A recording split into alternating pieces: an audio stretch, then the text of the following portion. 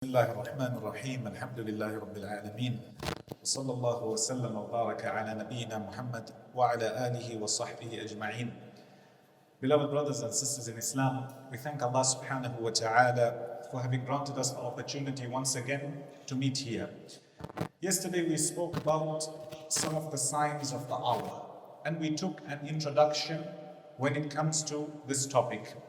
Inshallah, today, before carrying on, for those who are joining us, it's important to remember that these signs of the hour, they give us hope as believers, they strengthen our iman because we know what the Messenger sallallahu alayhi wasallam taught us is true and we are on the truth. And what Allah subhanahu wa ta'ala and His Messenger taught us and informed us. In terms of the unseen, there are certain things which didn't happen at his time and we see them playing out today. And even what we haven't yet seen, but they told us will happen, we believe it will happen. And it's also an opportunity to draw closer to Allah, to prepare for the meeting with Allah subhanahu wa ta'ala, knowing that you will most definitely return to Him. Yesterday we touched on 4 of the minor signs, and inshallah today we'll carry on with the next few. These signs of the hour are many. Within these few days we'll try and touch on the main ones bi'idhnillah. The Messenger sallallahu alayhi wasallam tells one of the Sahaba radiallahu anhum in a hadith, count 6 things before the hour. Number 1, in this particular hadith, he says, my death. The Messenger sallallahu alayhi wasallam will pass away, and we touched on that. The second is, he sallallahu alayhi wasallam says, Fathu Baytul Maqdis, the conquering of Jerusalem, Baytul Maqdis. At the time of the Messenger sallallahu alayhi wasallam, as we know, after the migration they settled in Medina, and thereafter slowly the Islamic Empire expanded. It included Mecca and other surrounding places. And the Messenger sallallahu alayhi wasallam told them, eventually there will come a time where also Baytul Maqdis in Jerusalem will be under the Islamic Empire. And this happened firstly after the Messenger sallallahu alayhi wasallam at the time of Umar ibn al-Khattab radiyallahu anhu, roughly in the year 16 after Hijri, 16. And this shows us again that the prophecy of the Messenger sallallahu alayhi wasallam, what he told us is true, and it increases one's iman. Thereafter the Messenger sallallahu alayhi wasallam tells this Sahabi, he says, there will come a plague meaning widespread disease and sickness, such that people and animals, anything living, will die in large numbers. And this has happened throughout history. Some of the scholars mention that what's being referred to in this hadith may be what was known as Ta'un Amwas. Close to Asham, there is an area roughly in the year 18 after Hijri. There was a great plague, a sickness, a pandemic that overtook the people. And many people passed away. You know, in our terms we say people dropped like flies, literally. The Messenger sallallahu alayhi wasallam tells us in the hadith that this is one of the signs of the hour. This will most definitely happen. And during this plague of Ammas, many senior Sahaba radiyallahu anhum, they lost their lives. Some of the most notable being Mu'adh ibn Jabal radiyallahu anhu, Al-Fadl ibn Abbas, and others radiyallahu anhum jami'an. I'd like to draw a lesson from this. What's the lesson we can draw? And we all lived, mashallah, in the last few years, the recent pandemic. Life can change in a moment, in an instant. At times, on a personal level, everything is going well for you. You have material, you have health, and all of a sudden, life changes. May Allah protect one and all. And at times, on a community level or a global level, you once had peace, you once had prosperity, you were able to live your day-to-day life, and all of a sudden the whole world changes. It could be due to famine, could be due to disease, whatever it may be. The lesson for myself and yourselves is whatever opportunity Allah has given, make the most of it. Because you don't know when it's going to change. And you don't know when your life will come to an end. The Messenger sallallahu alayhi wasallam tells us that one of the signs of the hour was this plague, or this, in our terms, pandemic. May Allah protect one and all. Say Ameen. And may He grant us the ability to benefit from every single opportunity we have or we get in our lives. Another sign mentioned in the hadith of the Messenger sallallahu alayhi wasallam, he says, the hour will not be established حتى تقتتلان فئتان عظيمتان, until two great powers, two great groups fight. And he says in the hadith that there will be big losses, there will be severe fighting amongst them. However, وَدَعْوَاهُمَا وَاحِدًا, what both groups are calling to is the same thing. Their message at the core, the principle of it is the same. However, they will be fighting. Some of the scholars, they mentioned that this was referring to the battle of Siffin. As we know, at the time of Uthman radiallahu anhu, he ruled for quite a few years, and towards the end he was killed. And thereafter there was a dispute amongst some of the Muslims at the time. Eventually this dispute, it was fueled, and we had two groups, great groups, fighting. Good people on this side and good people on that side. One of the armies led by Ali ibn Abi Talib radiallahu anhu, the other by Muawiyah radiallahu anhu. For us as believers, it's important to take a moment to address and mention this. We believe the group of Sahaba radiallahu anhum are the best generation, the best of creation after the Anbiya alayhim salatu wassalam.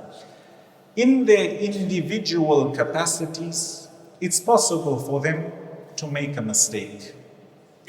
And the fitna that occurred at the time between them, we as followers of Muhammad sallallahu alayhi wasallam, we save our tongues from speaking bad about any of them.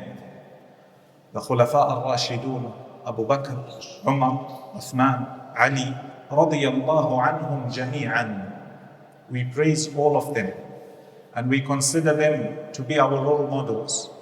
And in the same breath, those who were Sahaba radiyallahu anhum, maybe not from the Khulafa al-Rashidun, but we still respect them and give them their level that Allah subhanahu wa ta'ala has given them. Muawiyah radiyallahu anhu and others. And our duty is not to sway any of them, not to speak ill, and whatever happened was decreed by Allah subhanahu wa ta'ala that it would happen. And inshallah all of them are mujtahidun.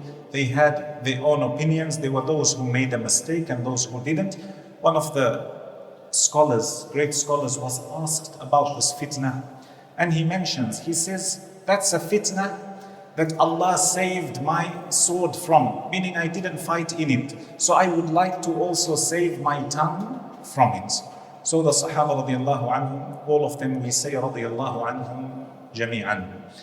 However, this hadith, the Messenger sallallahu alayhi wasallam informs us, and some of the scholars mentioned, it applies to this. And he also says, speaking about his grandson, Al-Hasan ibn Ali radiyallahu anhu, he says, Inna ibni hadha sayyid.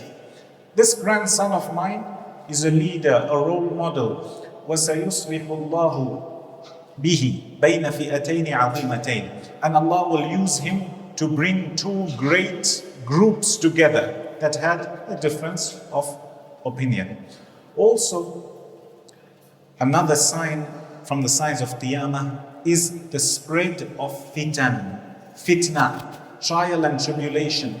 The Messenger sallallahu alayhi wasallam says in a hadith, بادروا بالأعمال فتنا كقطع الليل المظلم. Hasten towards doing good deeds, because there will come a time where fitna, trial and tribulation will be widespread, and it will become so severe. يصبح الرجل مؤمنا ويمسي كافرا. A person would wake up as a believer, and in the evening he would have left Islam due to the great fitna, due to the great trial and tribulation. And the opposite is true. أو يمسي مؤمنا ويصبح كافرا. Or he may be a believer in the evening and he comes out of the fold of Islam, or loses his belief in the morning. Why? Because of the great fitan, because of the great trial and tribulation. And we've seen this in our time. In fact, people could argue that we live in terms of material in one of the most, if not the most prosperous times. We have technology that nobody had before. We have access to what nobody had before. We have luxury to what nobody had before, generally. And the Messenger sallallahu alayhi wasallam tells you, the fitan, the trials and tribulations will increase. You see it in wealth. How many haram transactions are there? You're able to attain haram easily. This is a fitna. You're able to do that which may have been difficult for the previous generation to do, but this sin, this fitna, whatever it is easy to commit. And the Messenger sallallahu alaihi wasallam tells you, these fitan in and of themselves are a sign from the signs of Qiyamah. And in the same hadith, he says, يَبِيعُ الرَّجُلُ دِينَهُ بِعَرَضٍ مِّنَ الدُّنْيَا. A person will sell his deen. A person will sell his deen for a portion of the dunya, just to attain some worldly benefit. May Allah protect one and all, especially in these trying and difficult times that we live in. And again, a note I'd like to touch on. As you're living in this world, everybody makes mistakes, everybody goes through or falls into sin. Turn back to Allah subhanahu wa ta'ala. Make istighfar. Ask Allah to forgive your sin. And if you've been tried and tested with a sin, don't broadcast it to everybody. Don't become a fitna for everybody else. Keep your sin in private. Inshallah, you are more likely to repent, and bi'idhnillah, Allah subhanahu wa ta'ala will forgive your sin, as long as you are sincere and you repent. So the Messenger sallallahu alayhi wasallam tells us about these fitan, these trials and tribulations. And he also tells us that part of these fitan, you will find false prophets coming, people who claim nubuwwah, who claim to have received revelation. And we believe as Muslims that Muhammad sallallahu alayhi wasallam is the last and final messenger of Allah. We believe in the previous prophets, the previous messengers. They were chosen by Allah from Adam alayhi salam, including those who are prominent and those who we don't know their names. We believe. However, the last and final prophet is Muhammad sallallahu alayhi wasallam. Anybody after that who claims revelation, who claims to be a prophet, who claims to be given instruction by Allah to tell the people to do this or not to do this, to make things halal and haram, this is one of the signs of Qiyamah. The Messenger sallallahu alayhi wasallam informed us about this. Also from these fitan and is another sign of Qiyamah. The Messenger sallallahu alayhi wasallam informs us of different groups, different sects. Everybody will be claiming to be on the truth. However, you would find that these groups and these sects would have left the principles of the Messenger sallallahu alayhi wasallam.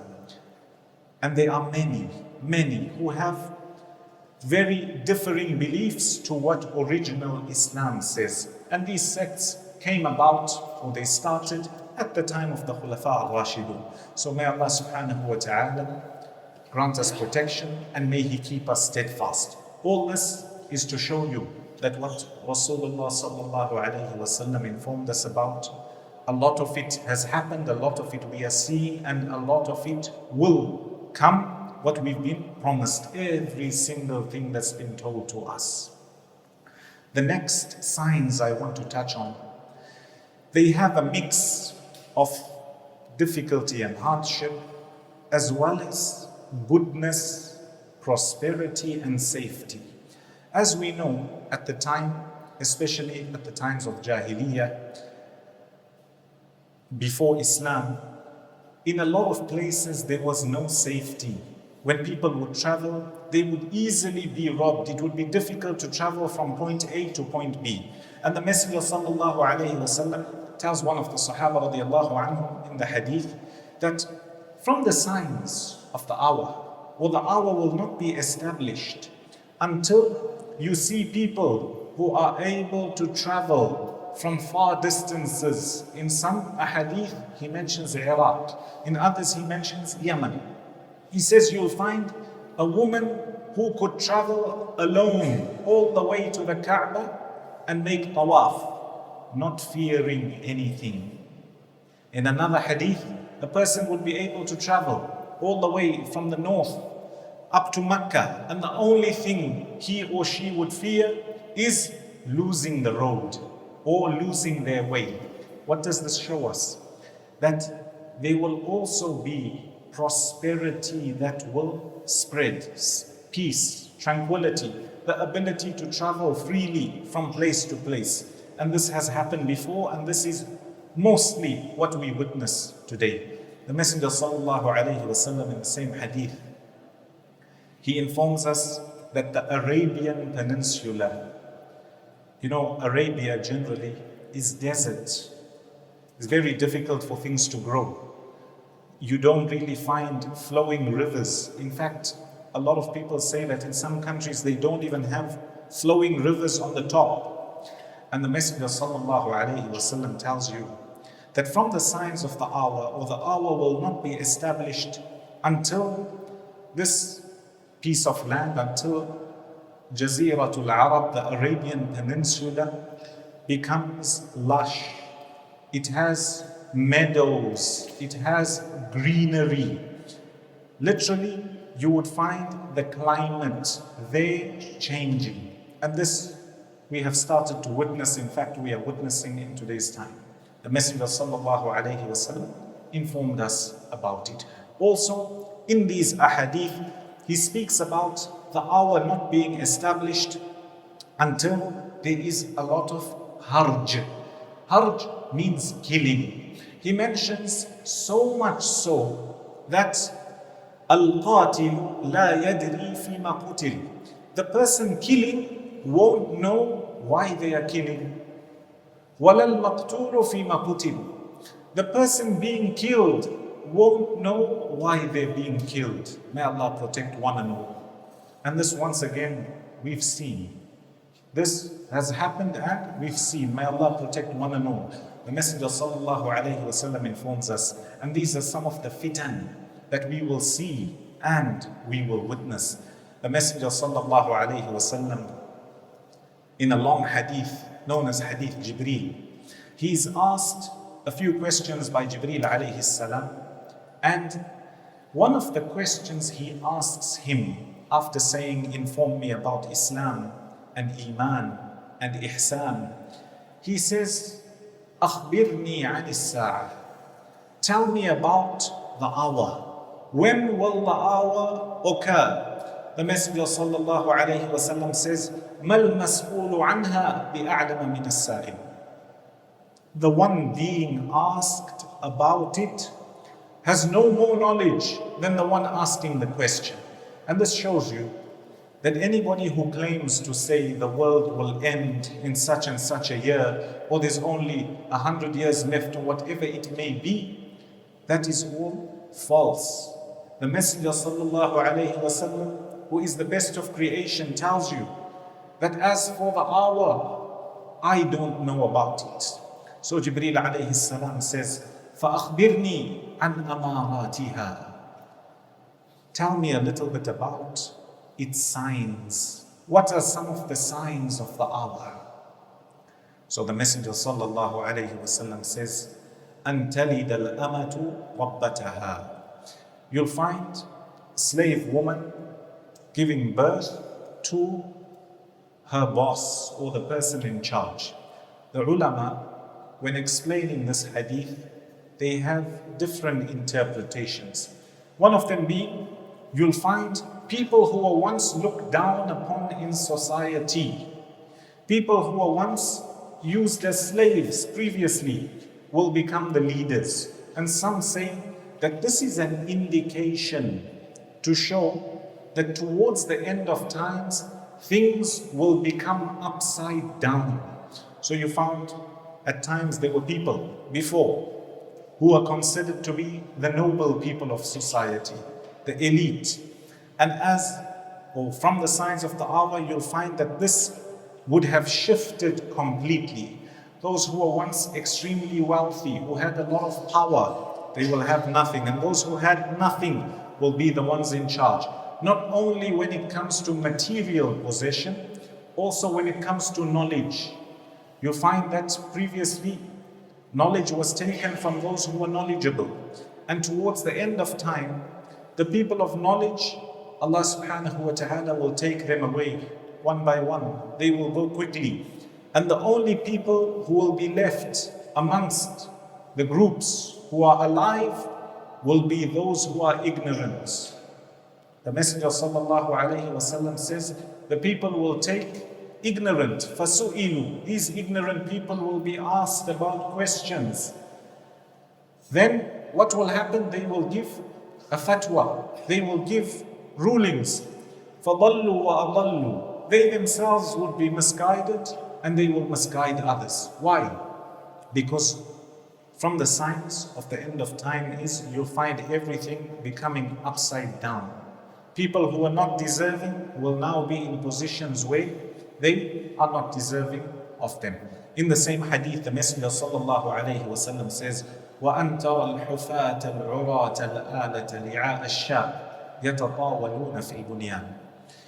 You'll find people who were once Bedouins, they had not enough clothing and they were barefoot. This is a description of the people who used to live in the rural areas, the Bedouins of Arabia, who had nothing. They were only looking after sheep or camels, etc. And the Messenger sallallahu alayhi wa sallam says, these people who had nothing, you'll find that from the signs of the hour, they will be competing in building the tallest buildings. And this we've seen with modernity, with modern world, with technology, with the fact that Allah subhanahu wa ta'ala has given us so much in the dunya.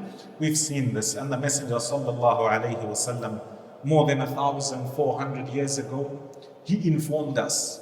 He informed us about these signs. وَأَن تَرَى الْحُفَاةَ الْعُرَاةَ الْعَالَةَ رِعَاءَ الشَّاءِ يَتَطَاوَلُونَ فِي الْبُنْيَانِ. They'll be competing when it comes to buildings. And when you look at some of these signs, what's important to mention, I did mention yesterday, but I'll repeat again today. Some of them are to do with fitan, to do with things which are difficult, scary, trial and tribulation. Others are to do with prosperity. So you find, as we touched on, there will be safety. People will be able to travel. And there are others which are information of what will happen.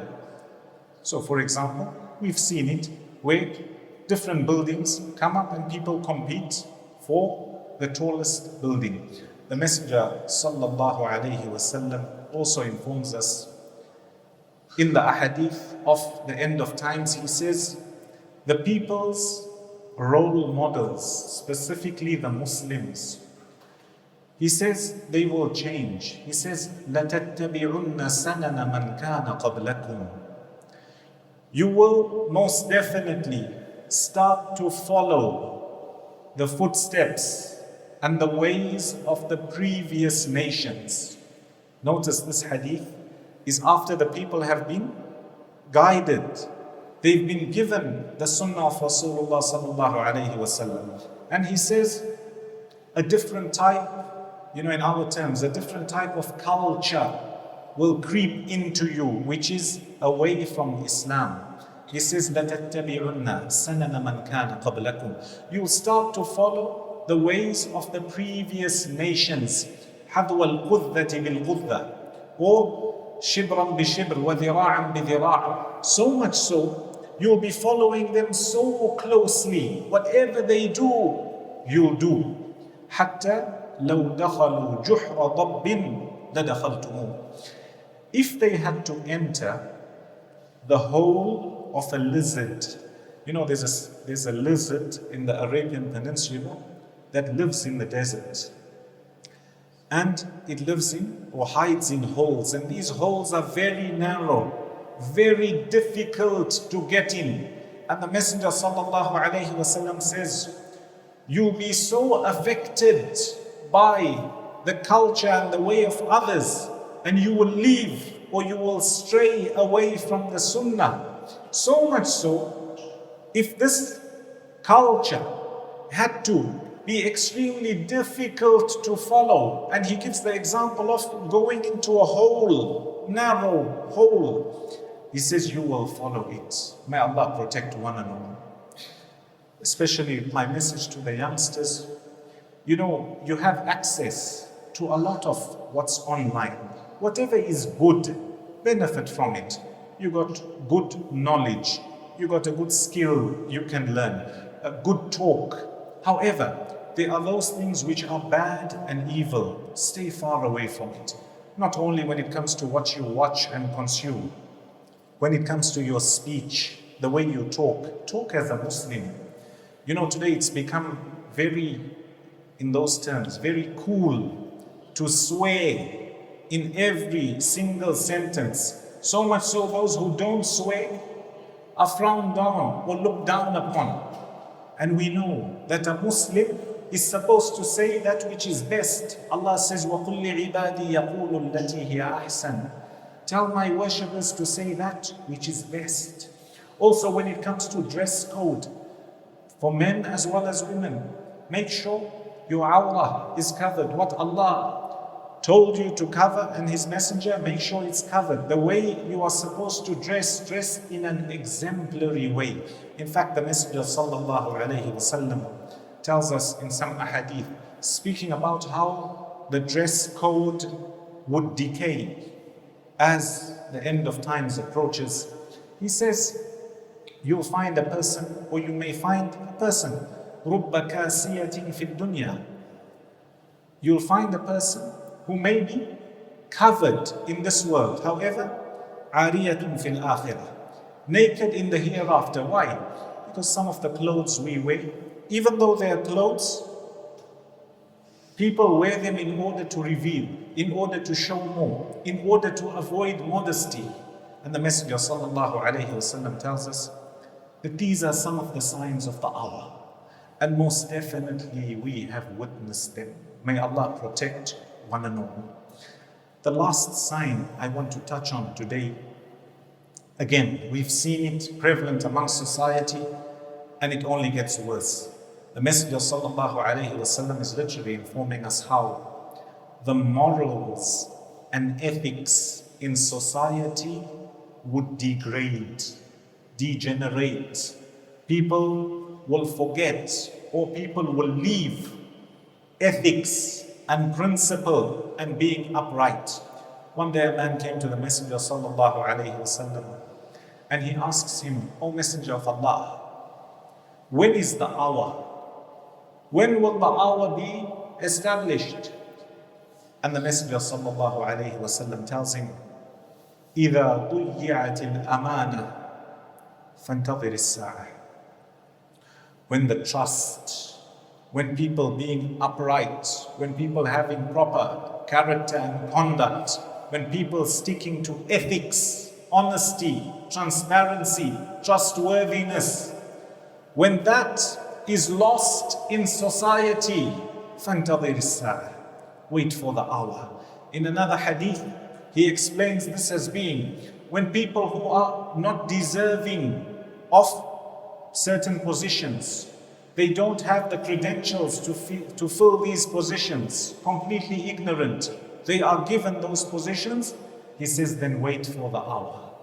And the Messenger sallallahu alayhi wasallam informs us in other ahadith related to this topic.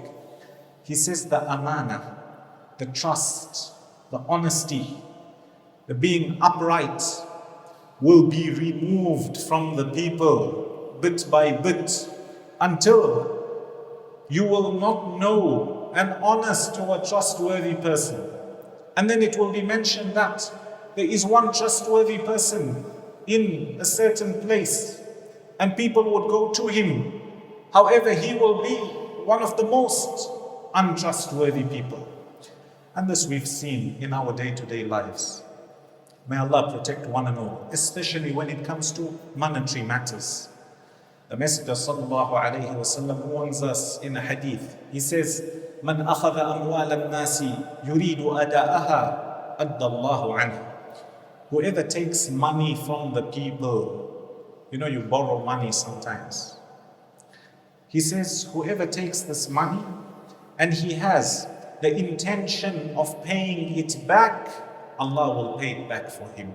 وَمَنْ أَخَذَ أَمْوَالَ النَّاسِ يُرِيدُ إِتْلَافَهَا أَتْلَفَهُ اللَّهُ. Whoever takes the wealth of people without the intention of paying back, rather wanting to waste it, squander it, use it and deceive them from their right, he says Allah will destroy this person. May Allah protect one and all.